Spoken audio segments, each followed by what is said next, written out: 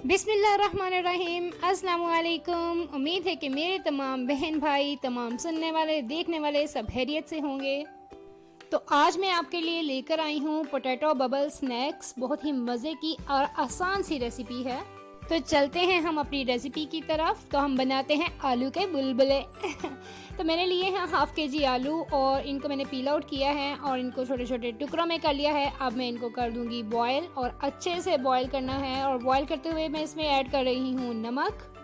तो जनाब कुछ देर में आलू बॉयल हो चुके हैं। अब मैं इन्हें अच्छे से मैश करूंगी और तब तक आप जल्दी से मेरे चैनल को सब्सक्राइब कर लीजिए और बेल आइकन को प्रेस ज़रूर कीजिएगा।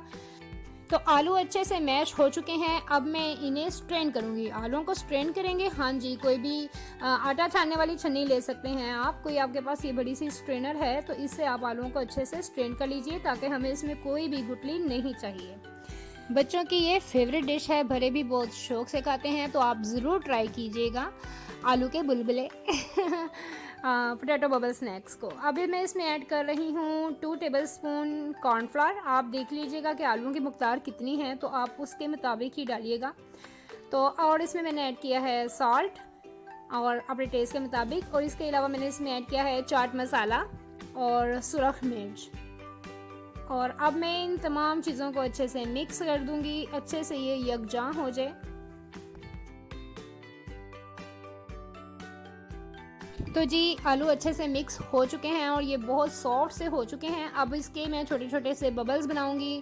आप बड़े बबल्स बना सकते हैं, आप कोई भी साइज़ रख सकते हैं, आप ऐसे ही इसको बस कोई भी शेप दे सकते हैं आप।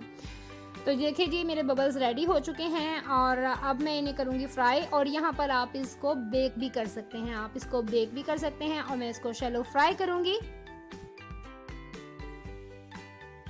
और इस बात का ज़रूर ख्याल रखिएगा कि इनको फ्राई करते हुए डालते ही इसमें चम्मच नहीं चलाना है। इसको ऐसे ही थोड़ी देर के लिए पकने दें और फ्राई होने दें। और इसके बाद पोलाइटली आपने इसमें चम्मच चलाना है क्योंकि ये बहुत ही सॉफ्ट हैं और इसकी शेप ख़राब हो जाएगी। तो जी 10 to 15 मिनट्स मैंने इनको फ्राई किया है और ज़्यादा गोल्डन ब्राउन नहीं होंगे, इनका कलर बहुत ज़्यादा चेंज नहीं होगा। अब मैं इनको बहुत ही पोलाइटली निकाल रही हूँ और अब मैं इनको डिश आउट करती हूँ। और अगर आप इसको 5 मिनट्स के लिए बेक करेंगे तो भी बहुत ही ज़बरदस्त सा रिज़ल्ट होगा इसका। तो जनाब आपको मेरी आज की रेसिपी कैसी लगी, इसको ज़रूर ट्राई कीजिएगा और मुझे कमेंट्स में ज़रूर बताइएगा कि आपके पोटैटो बबल स्नैक कैसे बने। तो आप दीजिए मुझे इजाज़त, दुआओं में याद रखिएगा, अपना ख्याल रखिएगा। अल्लाह हाफिज़। फिर मिलेंगे किसी नई रेसिपी के साथ।